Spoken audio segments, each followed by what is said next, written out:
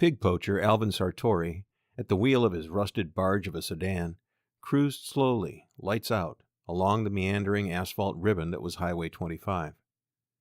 Crammed into the vehicle with Sartori was a motley assortment of his pig-poaching friends, both human and canine.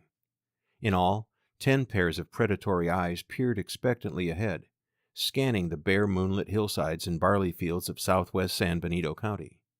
Sartori stopped often to glass with his binoculars for game. It was an hour before midnight when they approached Lewis Creek Road, and as they passed the intersection, Sartori noted the single-room building known as Tully Hall, a couple hundred yards down the gravel road.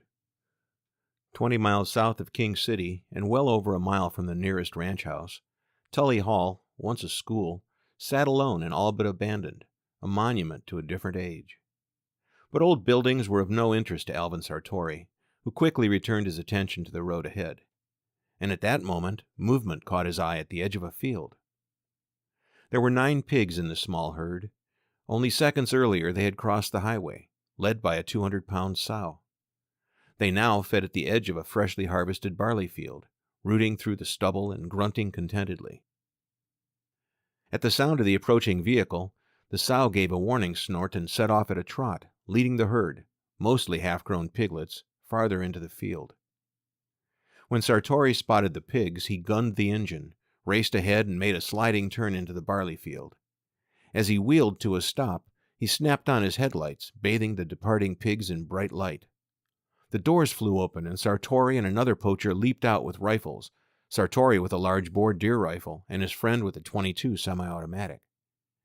And as Sartori threw the rifle to his shoulder and steadied on the nearest of the fleeing pigs, he was vaguely aware of Tully Hall, beyond the pigs, barely illuminated in the far reaches of the headlights. Sartori squeezed the trigger, and the rifle boomed. The green pickup sat nearly invisible in the moon-cast shadow of Tully Hall, but it was a bright enough night that an observer at close range could have easily made out on its doors the shield-shaped logo of the California Department of Fish and Game. Inside, in the driver's seat, Warden Paul Maurer, who only seconds earlier had been battling drowsiness, was now as wide awake as he had ever been in his life. Rookie Warden Andy Cortez, on the passenger side, was likewise all eyes and ears. The wardens had come to this remote stretch of Highway 25 with hopes of ambushing poachers rumored to be working there. Ranchers in the area had reported hearing dogs and shooting late at night. Maurer had concluded that it had to be pig poachers, and now, after 3 boring hours of waiting, the action the wardens had craved was suddenly upon them, far surpassing their expectations, for they now found themselves almost directly in the line of fire of a couple of wildly firing outlaws. Pop, pop, pop, boom! Pop, pop, boom! Pop, pop, pop, boom!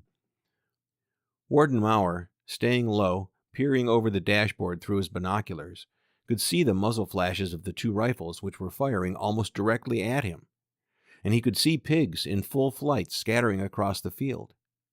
He noted that following each of 3 successive shots from the big-bore rifle, a running pig crumpled and went down. The .22 rifle, a poor choice of weaponry for shooting pigs at a distance, was having no apparent effect. Now the barking and yipping of dogs and the shouting of men were added to the sounds of gunfire, and dogs and men were now visible, running in pursuit of the fleeing pigs. "What should we do?" said Warden Cortez, looking to the veteran warden, Maurer. "We'll sit tight for a bit, until they do what they're going to do and get back to their car," said Maurer. The driver of the now empty sedan turned the vehicle around, drove back to the intersection, and turned onto Lewis Creek Road. The wardens held their breath as the car crept past Tully Hall, continued another couple hundred yards, and stopped. "He probably wants to get clear of the highway in case a car comes by," whispered Maurer. Just then, there came the sound of savage, frantic barking from the far side of the field. "They've got one bait up over there," said Maurer. Then came a new sound, a harsh squealing. Seconds later, a man strode by, less than 30 yards from the wardens, bearing under one arm the source of the noise, a live, struggling 40-pound piglet.